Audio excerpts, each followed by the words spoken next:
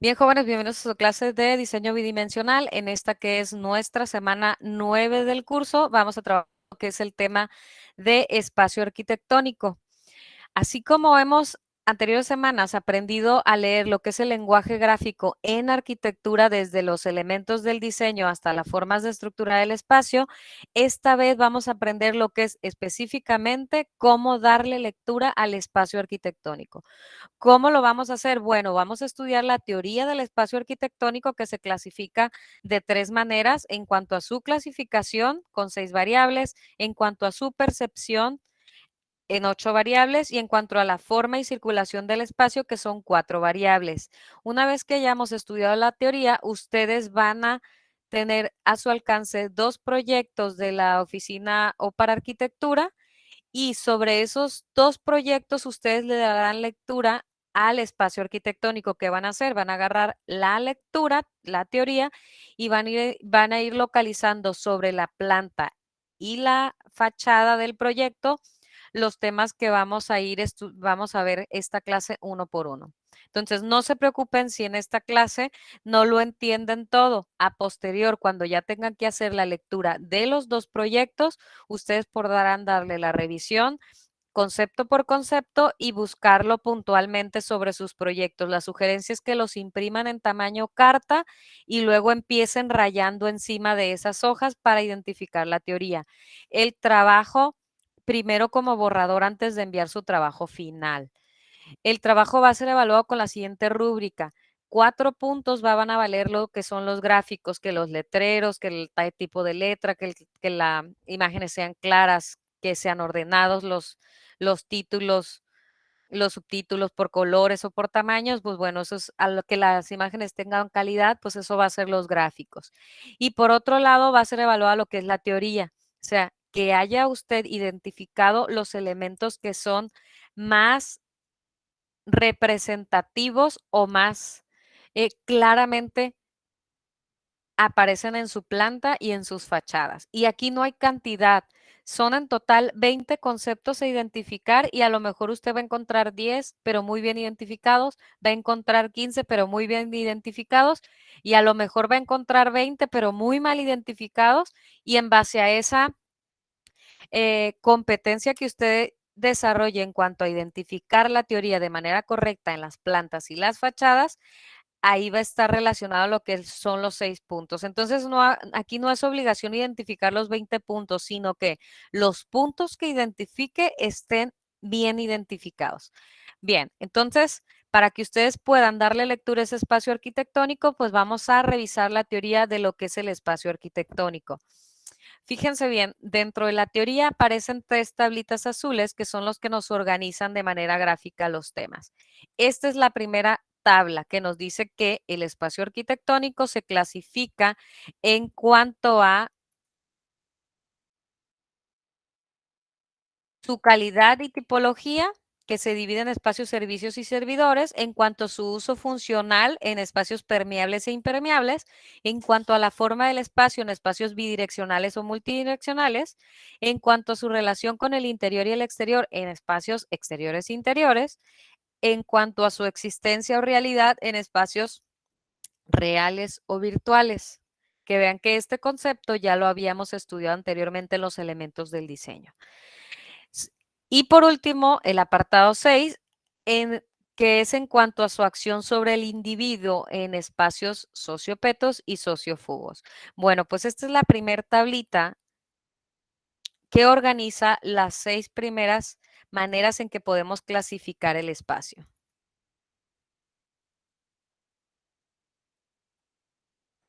Les voy a capturar ahí la imagen y se las voy a poner también así por separado.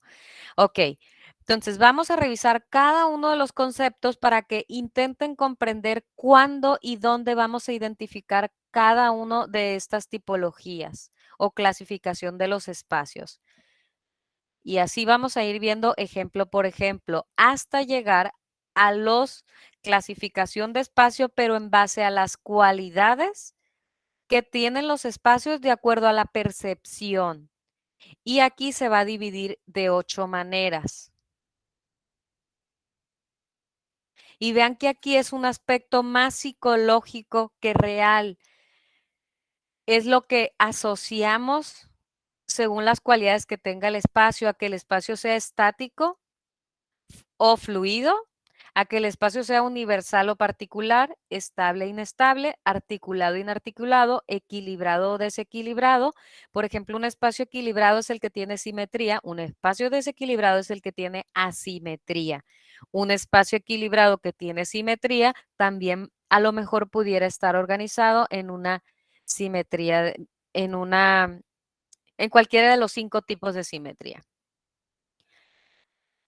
Ok, el espacio abierto y cerrado, que vean que se repite también en la clasificación, ya lo veíamos, pero se llamaba exterior e interior, espacio opresivo y expansivo y espacio direccional y sin dirección. Y esta va a ser la tabla 2 que se organizan lo que es el espacio arquitectónico. Vamos igual a revisar una por una para que les quede más claro cuándo vamos a leer en planta y en alzado los espacios. Y por último, la última manera en que vamos a darle lectura al espacio arquitectónico de acuerdo a la relación de espacios por su forma y circulación. Y esta sí, la clasificación solamente es en 4 tipos. Los espacios que en cuanto a su relación entre ellos sean progresivos, o sea, que vayan creciendo, o los espacios que en cuanto a relación entre ellos sean compuestos, que crezcan o que decrezcan, o que se hagan grandes o que se hagan pequeños. Los espacios que sean de percepción múltiple, o sea, que no ocupe eh, recorrerlos para poder verlos totalmente. Y los espacios de escala flexible, que puedan ser más pequeños o más grandes. O mejor dicho, que el espacio grande pueda ser subdividido en espacio pequeño para cambiarle el uso. Y esta es la tercera manera en que le vamos a dar lectura al espacio arquitectónico.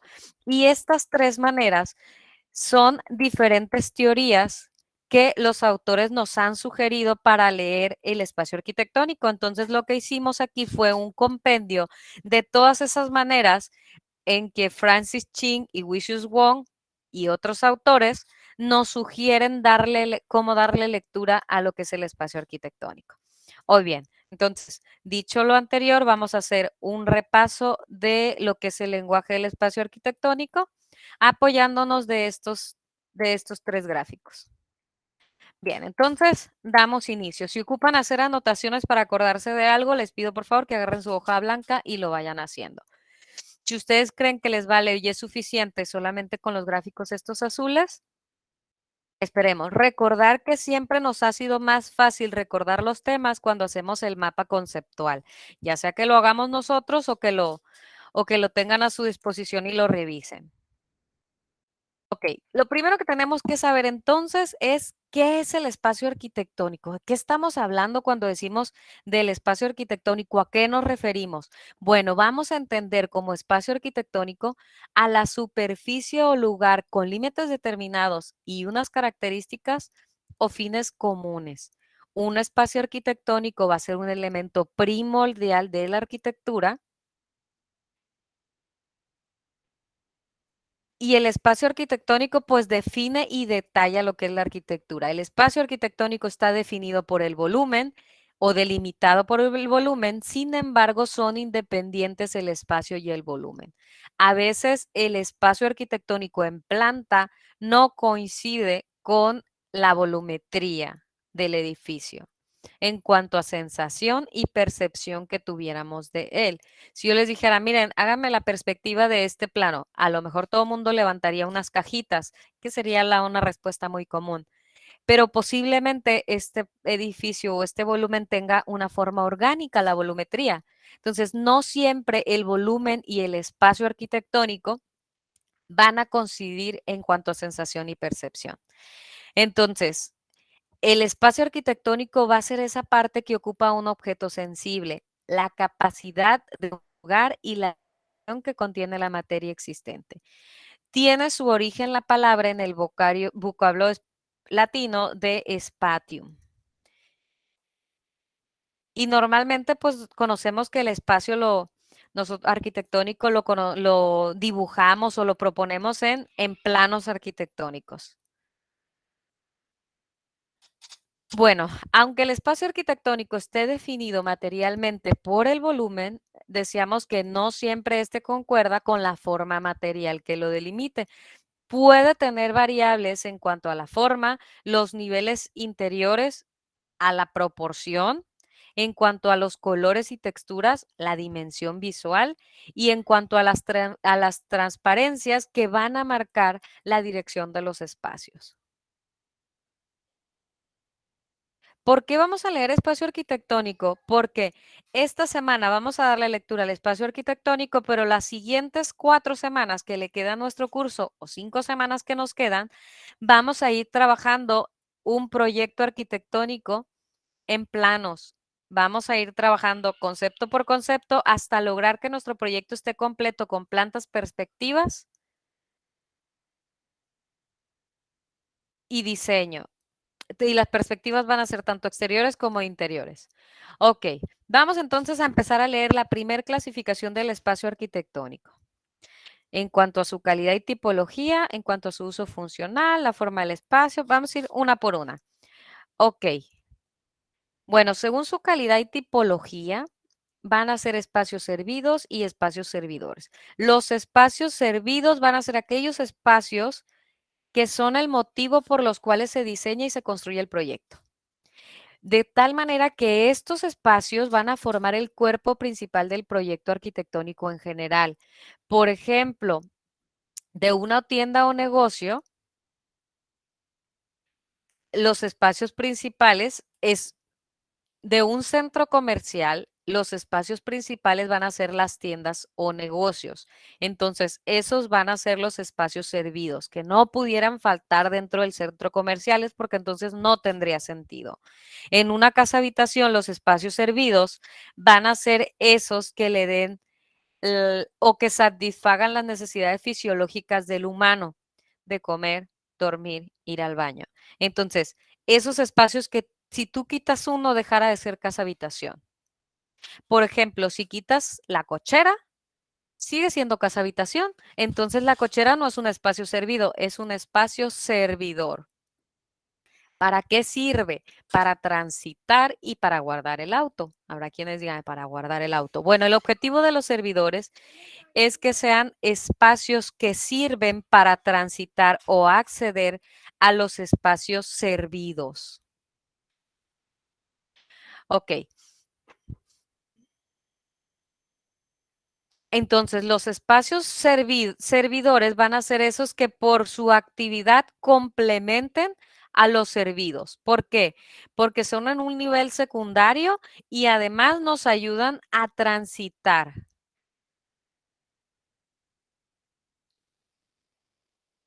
En un centro comercial van a ser los sanitarios, las áreas de comida van a ser los espacios servidores.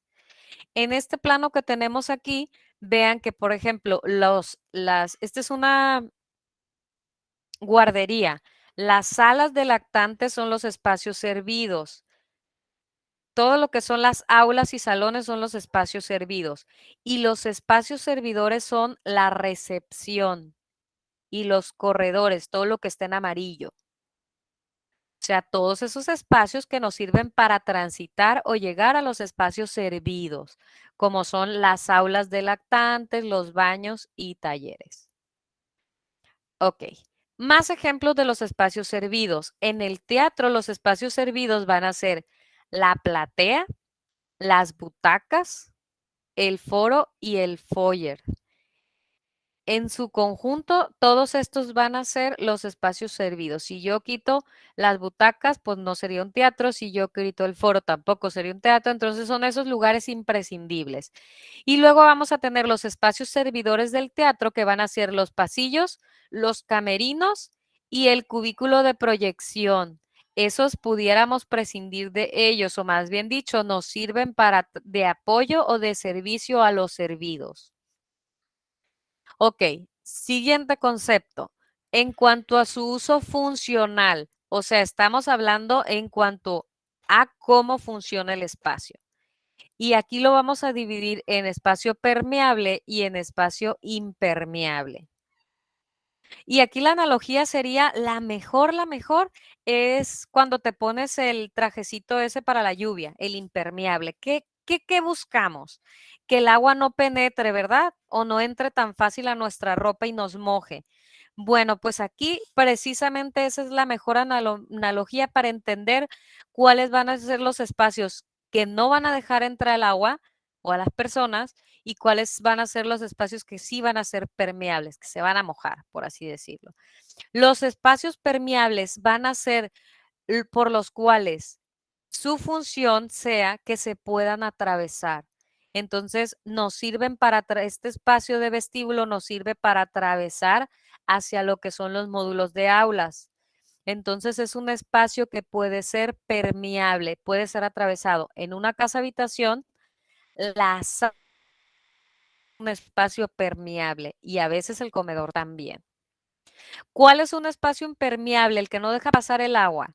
Bueno, pues va a ser ese que sean cuartos cerrados. Por ejemplo, algunos espacios del hospital, como son los cuartos, del cuarto ya no hay salida a ningún otro lugar.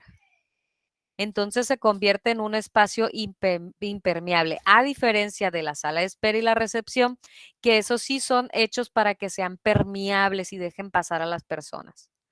Ok, en una casa habitación, un espacio impermeable, por ejemplo, sí, casi el 99.9 de las veces es el baño, salvo algunos diseños muy específicos donde el baño tenga salida a algún jardín privado o así, o inclusive algún jacuzzi exterior, entonces pudiera ser en ese caso permeable. Pero la 99.9% de los baños en los proyectos es impermeable. Tú entras a ese espacio y ya no hay salida para ninguno otro. Y a veces lo mismo pasa con la cocina. La cocina muchas veces suele ser un espacio impermeable, pero no siempre. Aquí no es el 99.9. Ok, siguiente concepto. Denme un segundo.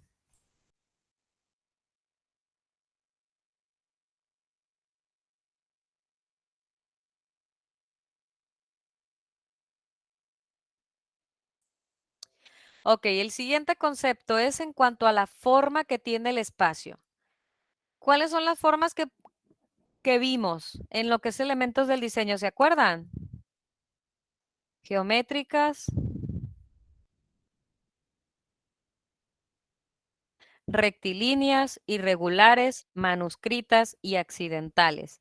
Bueno, esas son las formas en general las formas gráficas, pero cuando hablamos de la forma del espacio, la mayoría de las veces terminan siendo formas geométricas.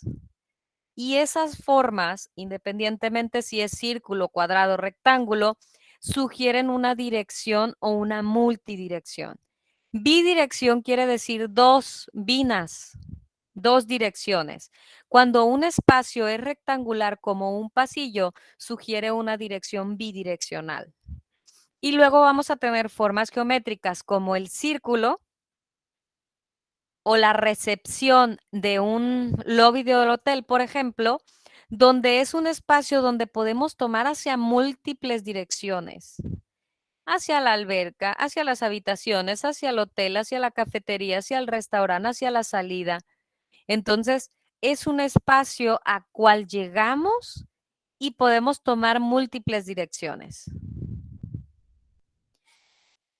Entonces, por ejemplo, este corredor es multidireccional. Estos dos parques, pues las glorietas que forman hacen que podamos elegir múltiples direcciones.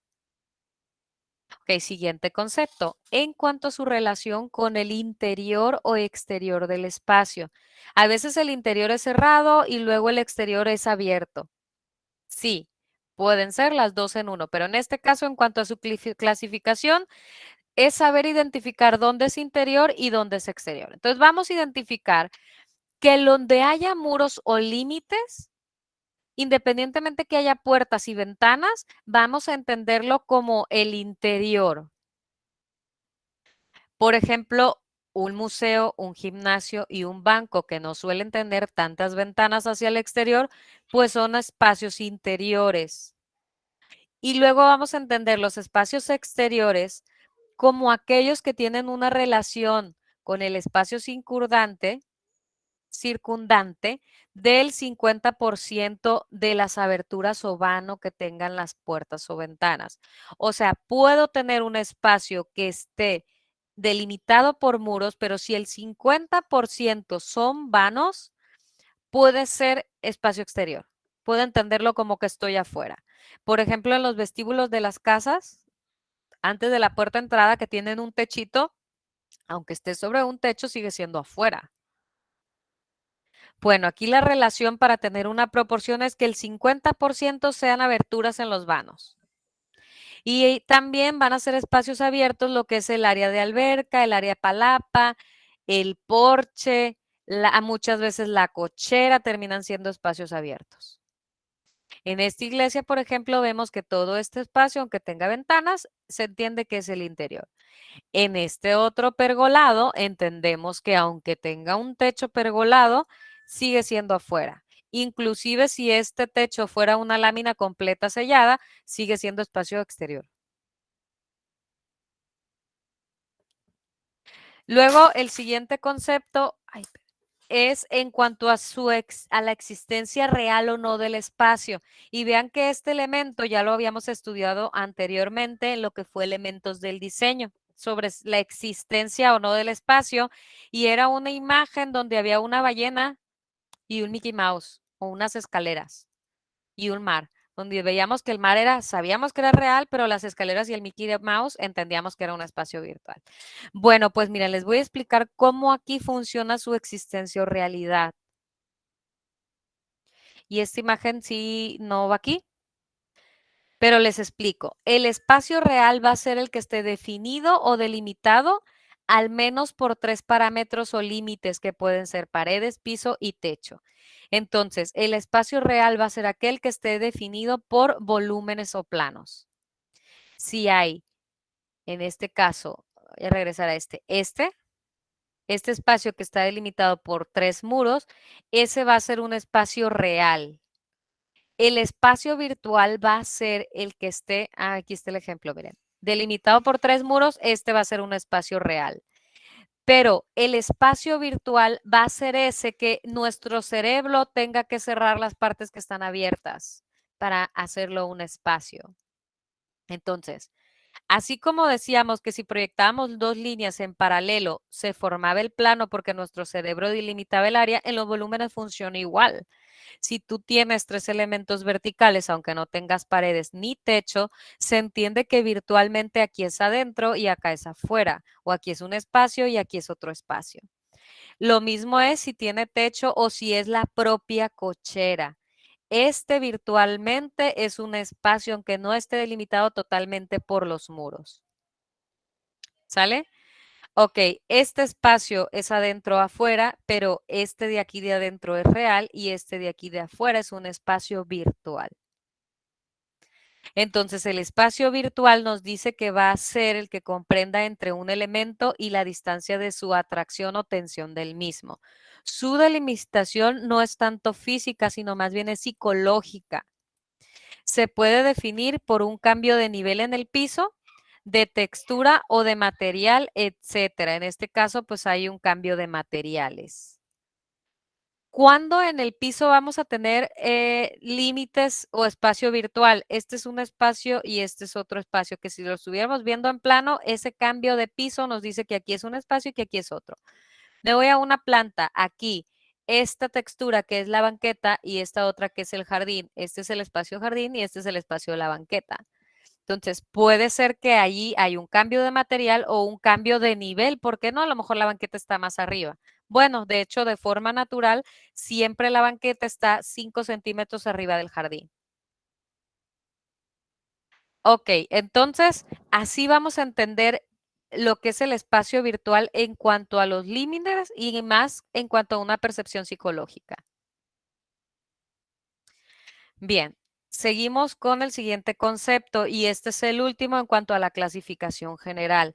Este va a ser en cuanto a la acción que el espacio ejerza sobre el individuo. ¿Cómo está eso? Bueno, se van a llamar así. Ya se dieron cuenta que cada uno es contrario al otro, ¿verdad? Entonces el espacio va a tener o uno o el otro, o a lo mejor los dos, pero no en el mismo espacio, sino en diferentes espacios. Ok, vamos a tener el espacio sociopeto. Sociopeto va a ser el que ayude a socializar, a que sea un lugar como punto de encuentro donde por el hecho de estar ahí ya se te facilita el platicar con el vecino, ya te facilite interactuar con las personas. Pero hay otro espacio que se llama sociofugo que lo que hace es evitar que socialicen las personas, por eso se llama que hay fuga de socializar, por así decirlo. Entonces, ese espacio sociofugo no permite socializar. ¿Por qué? Porque a veces por la naturaleza del espacio solamente es un espacio de transición. Por ejemplo, los espacios multidireccionales muchas veces si no tienen bancas donde sentarse, solamente son para pasar. No te permiten la convivencia porque no es tan cómodo estar parados en un espacio. En cambio, si tú al espacio le pones ciertos lugares o mobiliario donde te permite estar sentado, y más si es esperando, pues se facilitará lo que es la socialización. Será sociopeto. Ok, entonces en este plano tenemos que lo que es el área de recepción es un espacio sociofugo donde llegas a tu cita y luego vas hacia tu lugar destino. Y el sociopeto va a ser el auditorio, el comedor, las aulas de clase. Bueno, esas se facilitan que haya socialización entre individuos. Va, entonces vean que este también es un poquito el aspecto psicológico, ¿no? De si se presta o no se presta para socializar. Y bueno, en los espacios exteriores también se puede encontrar el sociopeto o sociofugo. Por ejemplo, en las de arriba, una simple propuesta de fuentes puede ayudar a que sea un espacio sociopeto, a que los niños o las personas interactúen entre sí sin haberse conocido y haya cierta simplicidad, ¿no? ¿Cómo se dice? Empatía. Lo mismo pasa con el área como el kiosco, que por sí misma la arquitectura llama a subir y llama a convivir. Diferente a los que están acá, ¿no? Ellos quieren convivir entre ellos dos, pero no entre la bola. Entonces, los dos son espacios sociopeto, solo que este es en un mayor nivel y este es en un menor nivel, sociopeto. Ok, luego tenemos espacios sociofugos. Por ejemplo, el puente se me olvidó el nombre, bimodal, no me acuerdo cómo se llama.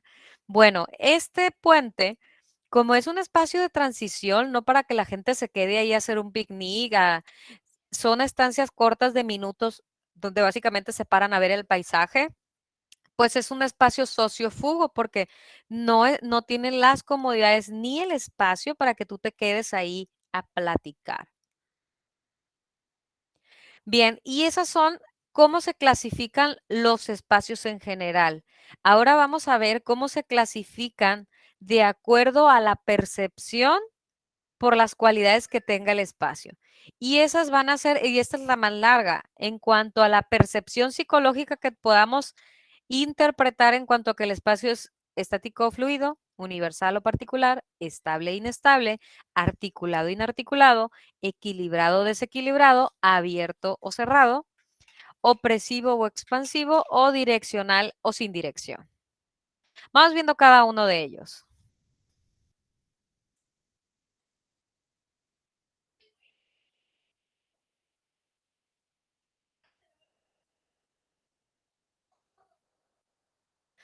Ok, estático va a ser ese espacio en el que se percibe inmediatamente con un solo vistazo sin necesidad de recorrerlo como es. Por ejemplo, ustedes se paran en la puerta de un salón de la facultad y sin necesidad de recorrerlo ya están viendo totalmente cómo está, porque es un espacio estático. Entonces, este espacio estático no se necesita recorrerlo y además suele estar aislado y desarticulado del resto, que quiere decir que es un espacio separado del resto. Entonces, que permanece en un mismo estado, sin ningún cambio, que se entiende como quieto e inmóvil. Y pues el ejemplo es esa aula de clase que les mencionaba. Luego vamos a tener el espacio que es lo contrario, un espacio fluido o dinámico. Y aquí fluir o que sea dinámico pareciera que se está moviendo, ¿verdad? Bueno, Pues el espacio fluido dinámico, para percibirlo, vamos a necesitar recorrerlo. No es el espacio el que se mueve, es nosotros el que tenemos que fluir o caminar en el espacio para poder conocerlo. Entonces, ahí le vamos a llamar espacio fluido o dinámico. Y aquí el ejemplo que les puedo dar más claro va a ser el museo, porque necesitamos recorrer cada una de las salas para, para percibirlo. Ok, y aquí hay algunos ejemplos. Este es un espacio estático, está delimitado por 4 paredes y por un mobiliario fijo. Este es un espacio dinámico. Vean que mayormente es un espacio abierto donde puede ser modificable. A lo mejor los sillones se pueden recargar a las paredes y pasar a formar otra función. Y además, para recorrerlo totalmente tendríamos que caminarlo. Entonces, este es un espacio vinculador de los demás. Siguiente ejemplo de espacio estático, este que es un edificio histórico. Y vean que con un solo vistazo podemos recorrerlo de manera completa, sin necesidad inclusive de entrar en él. A diferencia de esta, que es la Catedral del Santo Espíritu en Florencia, que este es un espacio fluido o dinámico porque tú ingresas y luego solo lo que hay es una cúpula central, pero si tú quisieras recorrer cada uno de los espacios interiores que se generan alrededor de esta cúpula, tendrías que ingresar a cada uno de ellos. Por eso decimos que es un espacio fluido o dinámico. No es el espacio el que se mueve, somos nosotros el que tenemos que fluir o caminar el espacio para poder conocerlo. El siguiente concepto es el espacio universal y particular. Y aquí se las voy a poner bien fácil. El espacio universal va a ser ese espacio que yo puedo cambiarle la función si le cambio el mobiliario. Entonces, este pasillo, si le pongo una tienda en isla, le cambio la función, es un espacio universal. Y luego tenemos el espacio particular, que el espacio particular va a ser ese que ya esté definido y sea muy específico. O sea, que no pueda ser para otros usos porque el mobiliario no lo permite. Por ejemplo, en el hospital sería muy difícil cambiar el uso de un espacio. Tendría que remodelarse totalmente esa ala que se quiera cambiarle la función del espacio. Por eso lo que son las zonas COVID, si se dan cuenta, las unieron a lo primeramente lo que fue el hospital. Ya que se saturó, entonces reconvirtieron las áreas interiores porque como eso implicaba mayor costo porque es un espacio particular, entonces lo primero que hicieron fue adosar ampliaciones para COVID y después ir poco a poco apropiándose espacios particulares del hospital. Por poner un ejemplo más cercano a la realidad, hay otros espacios que también ya tienen bien definido de manera particular el mobiliario, como el banco, el gimnasio y el museo. Y el museo hasta cierta parte, cada una de las salas, lo que define es el recorrido, pero las salas tienen cierta universalidad a la hora de apropiarse del espacio, ¿no? En cuanto a que pueden utilizar las paredes o pueden utilizar la propia área. Entonces, aquí nos estamos refiriendo en el museo en cuanto a las salas. Las salas no son movibles, pero el interior de una sala, ese sí es universal. Ok, siguiente ejemplo, el espacio estable e inestable. Aquí, como es con el aspecto psicológico con el que tenemos que asociar el concepto, les voy a poner el ejemplo de la casa habitación. Lo primero que hacen cuando les dan su casa habitación, si el recurso así lo permite, es poner la cochera. Inclusive a veces ni alcanzan a techarla, pero le ponen el portón. ¿Por qué? Porque el que sea un espacio cerrado lo convierte en un espacio estable, el cual nos da una sensación de rigidez y de mayor seguridad, aunque los rateros igual van a robar a la que tiene portón que a la que no tiene portón. Ellos se van a fijar quién esté o quién no esté. Van a fijarse más bien en los hábitos más que en el espacio, pero al usuario nos da la sensación de estar más seguro si tenemos portón. Entonces, estos son aspectos psicológicos que no garantizan que si tienes portón no te roben. Y lo mismo en cuanto a seguridad, por ejemplo, en las bodegas. No quiere decir que porque tú tengas un producto en bodega no te vayan a robar, sino que entenderse aquí que es el aspecto de la sensación psicológica de rigidez y seguridad. Y luego tenemos el espacio inestable, por ejemplo, lo que es el vestíbulo exterior de nuestra casa, aunque esta parte sigue siendo nuestra, por el hecho que esté tan a la mano de la calle, la percibimos como un espacio psicológicamente inestable.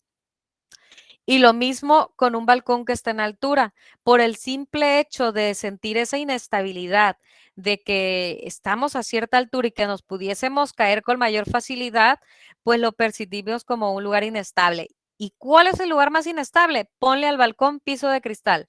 No vas a encontrar espacio más inestable y tan inestable que hasta miedo te va a dar caminar sobre él. Bueno, esos son los dos ejemplos del espacio estable e inestable. Luego vamos a seguir con el espacio articulado e inarticulado. El articulado y el inarticulado van muy de la mano con lo que es el universal y particular. Fíjense bien, el articulado va a ser el que esté diseñado específicamente para las actividades que se lleven dentro y el mobiliario está hecho a la medida como un gimnasio. Entonces el espacio articulado también va a ser un espacio articular. Y el espacio inarticulado va a ser aquel que pueda cambiar desde el tamaño hasta la altura de los techos, hasta los niveles del piso. Les doy un ejemplo, Salón 53, Salón de Fiestas, Salón 53, 2,000 personas cupo total, un concierto. Pero resulta que yo no quiero hacer un concierto, yo quiero hacer los 15 años de mi hija y quiero que sea para 500 personas. Divido en 4 el salón 53 con unas mamparas movibles y entonces me rentan una cuarta parte. Los 15 años, siguiente año, voy a hacer mi cumpleaños, ya no van a ser 500 invitados, van a ser 200 invitados. Divido esa cuarta parte en un octavo y entonces me rentan un octavo del salón. ¿Cómo hago que ese espacio sea inarticulado? Aquí hay de dos, que sean movibles o que no haya nada y sea un espacio libre solamente para ocupar. Entonces, aquí no, el espacio es independientemente de la actividad que se vaya a realizar en el interior. Puede ser que monte una mesa de reuniones, puede ser que monte 10 mesas, puede ser que monte un escenario. Entonces, el espacio está inarticulado porque yo puedo poner y acomodar el mobiliario como yo quiera. Y en general el espacio lo puedo hacer también más pequeño. Pues estamos viéndolo ya aquí a dos niveles, al nivel de todos los salones y luego al nivel de un solo salón. Bueno, pues ese va a ser el espacio inarticulado o universal. Luego tenemos el espacio equilibrado desequilibrado. Aquí la simetría va a ser un aspecto bien importante para entender que tiene equilibrio si hay simetría general. Tiene desequilibrio si no hay simetría. Y aquí sí no hay de dos. La simetría que mayor se usa, como ya saben, es la de espejo. Partirla por la mitad y las mitades iguales. La asimetría sería que no hay un eje de simetría, sino que son formas tanto en fachada como en interior que son asimétricas. Vean, planta, fachada, exterior, fachada interior. Entonces, estos temas los vamos a poder leer tanto en planta como en interiores y exteriores. Bueno, el siguiente concepto es el de espacio abierto y cerrado, que en la clasificación general lo llamábamos abierto y exterior interior. El abierto va a ser el exterior y el cerrado va a ser el interior. O el abierto va a ser el que tenga fugas visuales hacia lo que es pasillos o jardines interiores, digo, perdón, exteriores. Por ejemplo, una habitación que tenga vista al mar, un comedor que tenga vista al jardín, entre otros espacios. Entonces, aquí, aunque esté delimitado, vean que en el espacio abierto nos decía que el 50% de aberturas visuales. Aquí no nos dice un porcentaje, simplemente que tenga fugas visuales.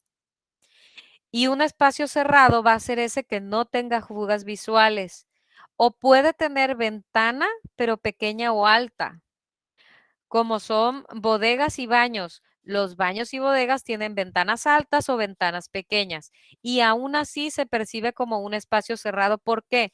La ventana se necesita dejar por reglamento. El 0.25% en metros cuadrados de lo que mide el espacio debe de ser el espacio que tú dejes por la ventana y eso lo pide el reglamento de construcciones de México y de Culiacán.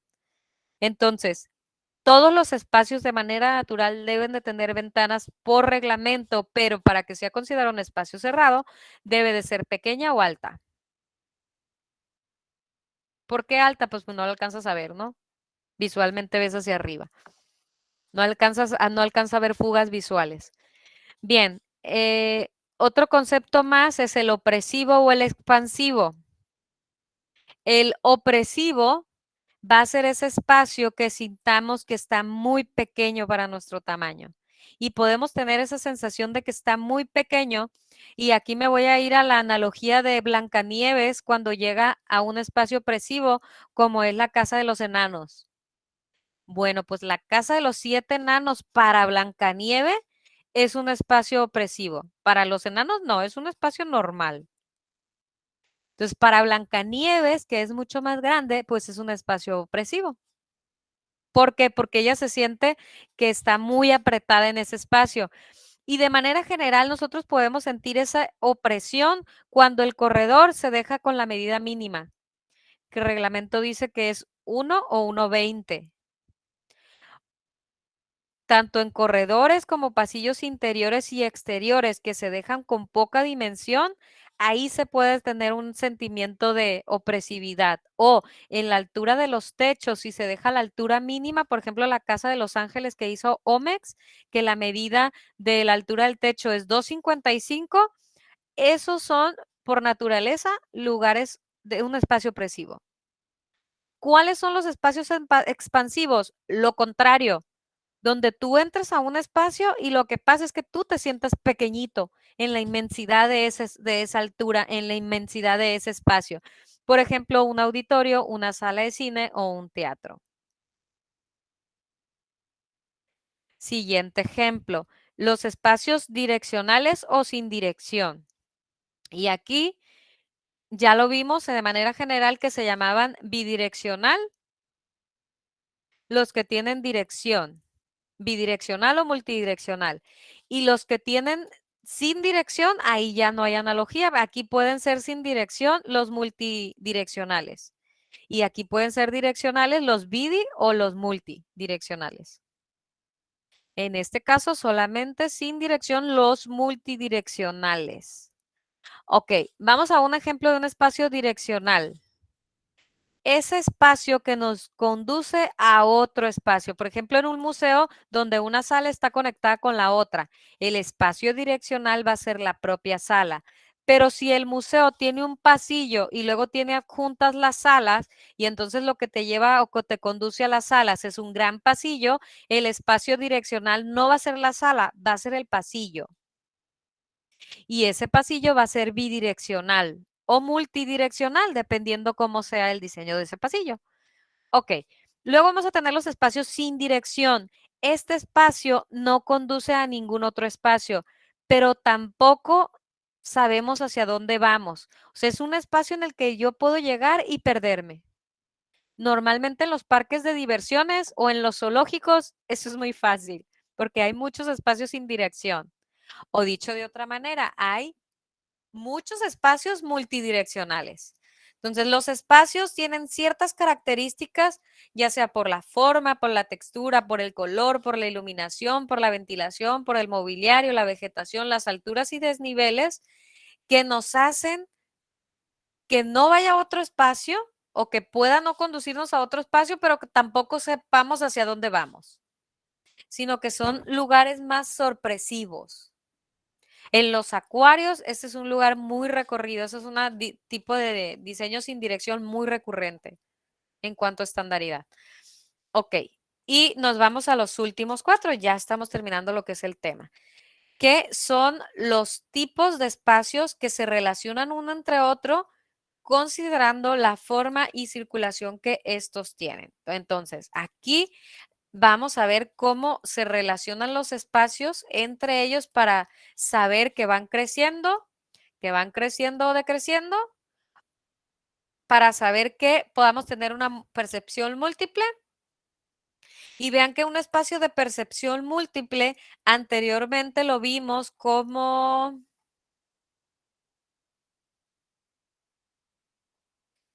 un espacio que se puede ver sin recorrerse.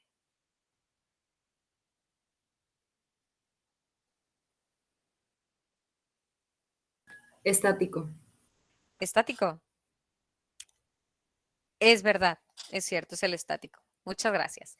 Entonces, el espacio estático también va a ser un espacio normalmente de percepción múltiple. La mayoría de las veces esas dos van a ir juntas. Entonces, vean que cada vez más estos conceptos los vamos a estar encontrando también arriba, de manera recurrente, de tal manera que en un solo espacio voy a poder encontrar hasta 4 o 5 cosas. ¿Ok? Bueno, vamos a ver entonces el espacio progresivo. Ya dijimos que progresar es crecer, ¿no? Entonces, en estos espacios vamos a percibir cómo estos espacios van creciendo o decreciendo en área o en altura. Por ejemplo, este espacio que es totalmente alto y luego se convierte en un espacio más pequeño. Y lo vemos sin necesidad de recorrerlo. Y este ejemplo lo vamos a ver muchas veces en bancos, restaurantes, centros comerciales. Lo mismo aquí, miren, se ve la diferente escala, ¿no? Entonces se ve cómo va creciendo y cómo va decreciendo en el espacio. Luego vamos a tener los espacios progresivos compuestos, que aquí son espacios que se amplían y nos preparan para llegar a un segundo espacio, que podemos considerar que ese segundo espacio va a ser de sorpresa. Y esta es una fórmula bien recurrente en los restaurantes y también en los salones de eventos, donde normalmente en el salón de evento vas entrando al vestíbulo y luego cuando ya vas a entrar al salón, el espacio sorpresivo es la decoración de fondo, ¿no? La mesa del candibar. Bueno, les pongo el ejemplo en un restaurante, el Panamá, que yo creo que la mayoría ha ido al Panamá. Tú llegas al Panamá y luego hay un primer espacio que es el vestíbulo, que normalmente el vestíbulo tiene doble altura. Me voy al del Tres Ríos, si conocen al del Tres Ríos. Bueno, pues es una doble altura que vean que tienes de fondo una escenografía, como es la comida del día y como es una imagen del fondo.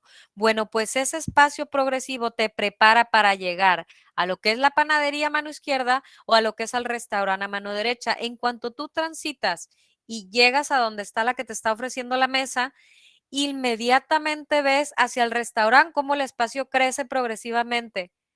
Y entonces tú vas caminando y vas viendo a la derecha las áreas comunes, a la izquierda las privados de 2 personas y al fondo las familiares. Y entonces vean cómo al tú ir recorriendo ese espacio vas teniendo la sorpresa de esos diferentes espacios. Y lo mismo pasa en panadería, pero en panadería en vez de ser un espacio que crezca, es un espacio que decrece. Pero tú llegas a panadería y luego sorpresivamente en medio tienes los de recuerdos. Las cositas armadas que son para regalar, ¿no? Ya hechas.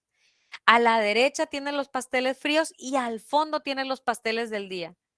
Entonces, esas diferentes escenografías o espacio de transición, vean cómo un espacio nos va preparando para ir viendo cada vez el que siga. Entonces, nos va generando cierta sorpresa el recorrer esos espacios progresivos compuestos. Ok. Luego tenemos los espacios de percepción múltiple y van a ser aquellos sobre que podamos ver sin necesidad de recorrer. Y les ponía yo el ejemplo del aula de clases, que es un espacio estático. Bueno, pues el espacio estático también es de percepción múltiple, porque puedo ver sin necesidad de recorrer el edificio que cada piso es un diferente nivel del edificio y a lo mejor posiblemente un diferente departamento. En este caso específico, me dice que hay un departamento por cada piso. ¿Por qué? Porque no hay repetición. Entonces es posible que sea un solo depa por nivel. Dije es posible, ¿no? Ok, entonces podemos ver el edificio completo desde diferentes puntos de vista. Me voy a un plano interior. ¿Cómo podemos leer esa percepción múltiple en planta? Bueno, miren, aquí tenemos la planta arquitectónica de un teatro. Aquí están los baños. Aquí están las escaleras para acceso a segundo nivel. Y luego todo esto es el acceso y el vestíbulo, donde en el vestíbulo tenemos ciertas áreas privadas y luego tenemos ciertas áreas interiores abiertas. Bueno, pues el auditorio, y lo voy a acercar, el auditorio o el teatro, el interior del teatro, va a ser un espacio particular porque no puedo mover el mobiliario. Ya fue particularmente diseñado para esa función de graderío. Es un espacio equilibrado porque tiene simetría. Es un espacio estable porque lo puedo recorrer de un solo vistazo. Y es un espacio también cerrado porque está en el interior. Ah, de hecho también es un espacio interior. Entonces vean cómo encontré 1, 2, 3, 4, 5 conceptos en un mismo espacio. Entonces, aquí la habilidad es que ustedes aprendan a darle lectura a un espacio desde diferentes conceptos. Luego aquí en lo que es el vestíbulo del teatro tenemos que este vestíbulo es un espacio de percepción múltiple, porque desde el vestíbulo yo puedo ver hacia aquí y hacia acá, inclusive a lo mejor hacia las escaleras. Y también es un espacio de escala flexible. ¿Por qué de escala flexible? Porque a lo mejor este espacio lo puedo convertir en otro más pequeño. O pongo una isla, ¿no? Para promocionar, no sé, los discos o poner una tiendita para promocionar los discos de la obra o de la música, yo qué sé. Entonces, este espacio termina siendo de percepción múltiple, porque lo puedo recorrer solamente con la vista, y de una escala flexible. Ok, continuamos con el último concepto a estudiar, que es precisamente esa, la escala flexible. La escala flexible la entendíamos también, el ejemplo del salón 53 que les di. ¿En qué clasificación entraba?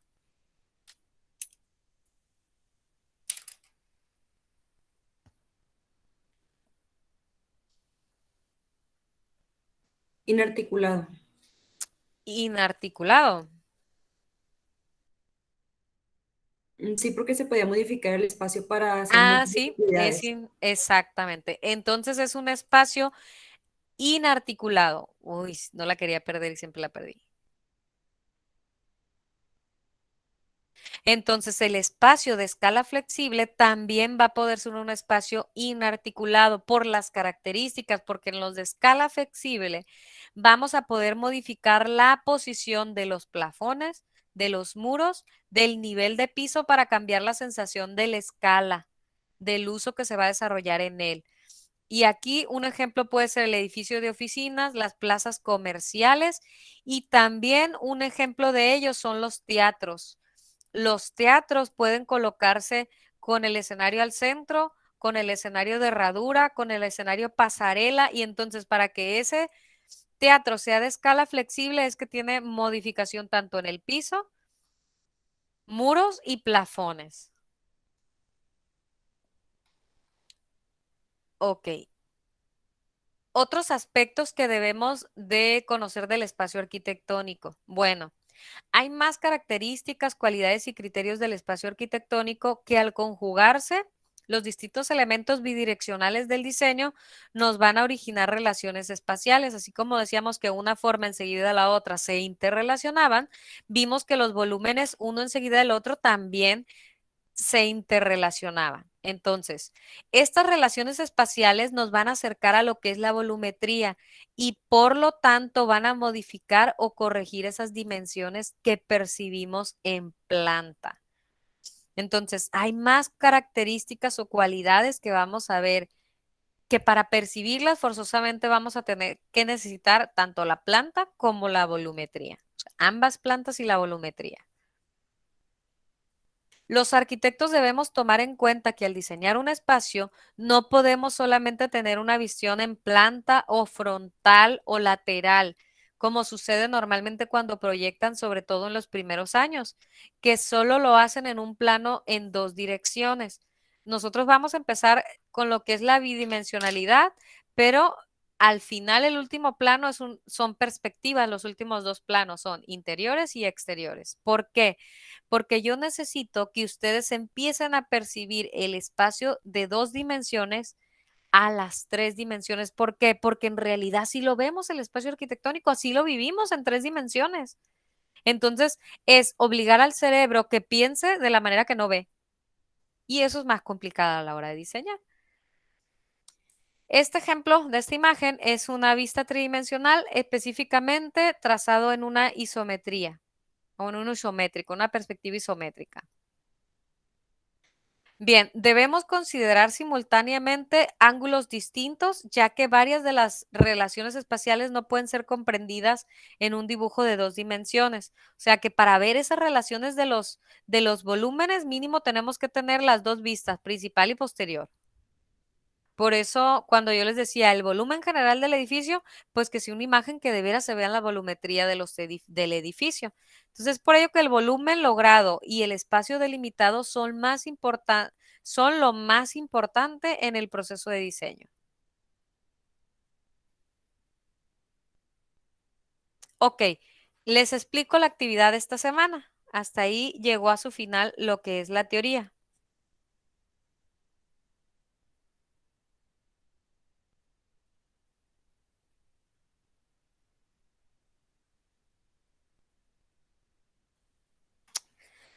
Bueno, la actividad consiste en analizar o dar lectura al espacio arquitectónico de dos proyectos de casa habitación.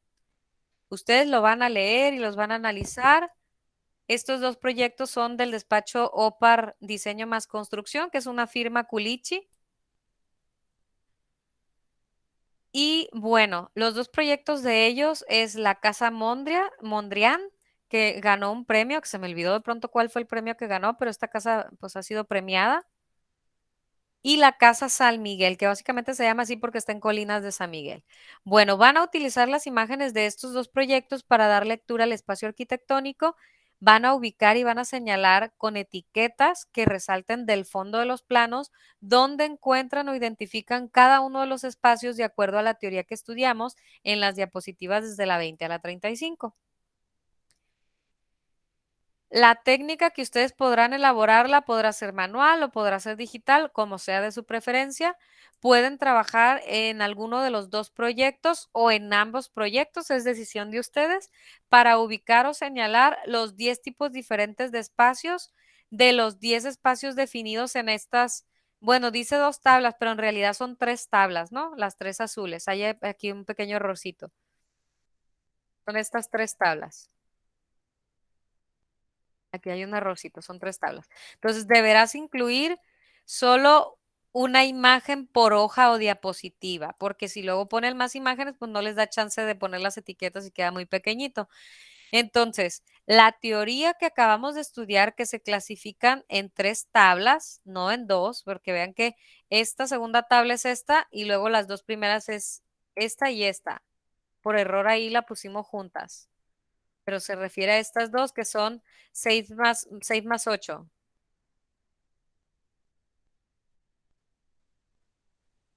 O sea, son 14 espacios.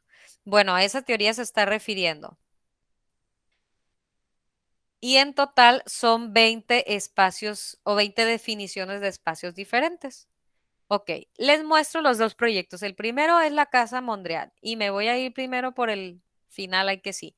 Bueno, esta es la vivienda, la Casa Mondrian. Esta es una obra que así tituló el arquitecto, que es un diseño conceptual que hace tributo al pintor neerlandés Piet Mondrian. Tomando dicha referencia, se puede leer y valorar un poco más su lenguaje. La retícula de muro de concreto y la asociación de ventanas con medidas variables se asemejan a las retículas de las piezas de Mondrian.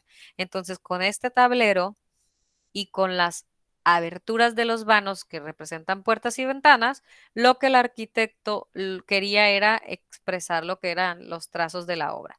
Ok, nos vamos a conocer lo que es la planta arquitectónica de este proyecto. Este proyecto consistió en una remodelación. Esta es una vivienda medianera con terreno excedente. Básicamente es de un fraccionamiento donde se llevó a una remodelación y lo que se hizo fue adosarle esta segunda parte. Vean el cambio tan radical del antes y el después. Bueno, pues precisamente esa es la chamba de nosotros los arquitectos, de lograr que la arquitectura sea tan bella. Y para eso necesariamente es pensar en un concepto, no solamente pensar en volumetrías, en el costo, sino más bien en lo estético y funcional del edificio. Esta es la planta antes, esta es la planta después. Se las explico, la calle tiene una pequeña curva, este es el terreno excedente donde está la cochera, tenemos el acceso por una puerta principal hacia lo que es la sala, las escaleras, un medio baño, luego tenemos el comedor, la cocina de manera inmediata y en alguna zona exterior pues debe estar el área de lavado, pero no está indicada en el plano. La remodelación consistió en lo siguiente, la puerta de entrada se conservó como inicio del proyecto, pero vean cómo este muro se perforó para dejar totalmente un vano hacia lo que es fugas visuales hacia el jardín.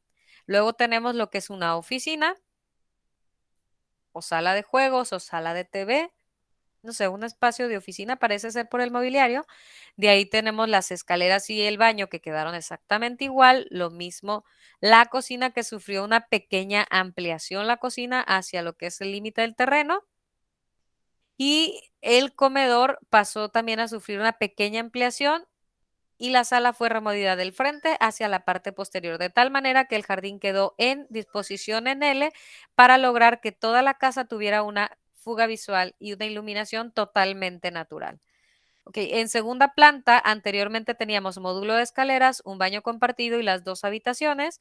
Y en la modificación, la recámara de enfrente quedó absolutamente igual, pero la recámara secundaria, o mejor dicho, la recámara de atrás pasó a ser la recámara principal, donde la ampliación que se hizo para colocar la sala en planta alta, se acomodó la recámara, una pequeña sala de estar y se manejó lo que es baño y closet vestidor juntos. Aquí está el lavamanos, aquí está el WC y la regadera y aquí está lo que es el closet.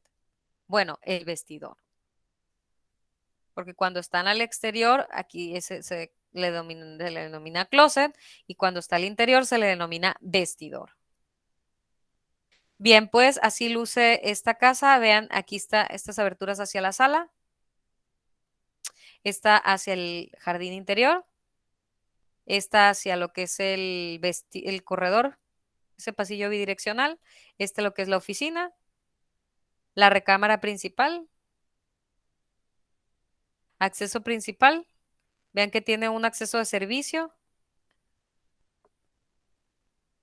Ese acceso de servicio no lo veo, a ver. En los planos no está, debe ser del vecino. Empieza de aquí hacia acá la casa. Esto es del vecino. Ahí se ve el medidor. Entonces, aquí está el límite de la casa y hacia acá está lo que es la vivienda que estamos trabajando. Ok, otra vista exterior de lo que es el frente de la casa y la fachada principal. De tal manera que se pasó de 76 metros cuadrados a 108 metros cuadrados, ampliando lo que está en total 32 metros cuadrados. Bien, ese es el primer proyecto. El segundo proyecto, pues es esta vivienda que se llama San Miguel, donde tenemos que aquí está a ver, ¿dónde es? ¿Dónde es? Sí que tenemos un acceso de la cochera hacia la cocina y luego tenemos el acceso principal déjenme encontrarlo.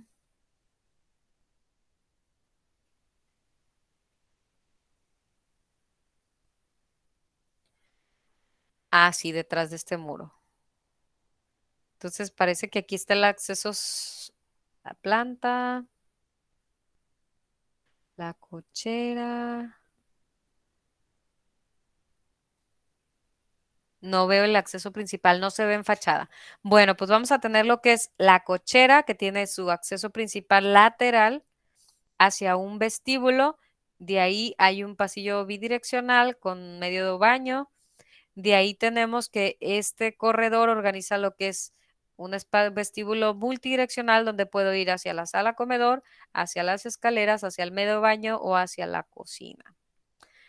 La cocina se convierte en un espacio permeable porque me permite ir hacia lo que es el área de servicio. El área de servicio también es un espacio permeable porque me permite salir hacia lo que es la cochera. Y esto es bien útil cuando hay bolsas de súper. Las bajas aquí directo a la despensa, en vez de tener que recaminar con las bolsas pesadas del súper donde recorriendo más metros. Ok, entonces tenemos la cocina en la barra, la estufa en la barra, tenemos comedor y sala, las escaleras que suben hacia la segunda planta, donde llegamos exactamente a este punto donde hay un vestíbulo que del lado derecho organiza las recámaras secundarias que comparten este mismo baño y del lado izquierdo tenemos la recámara principal que tiene su baño y su vestidor. Las recámaras secundarias, ambas dos, tienen su closet. Bien, las fachadas de esta vivienda, pues aquí están.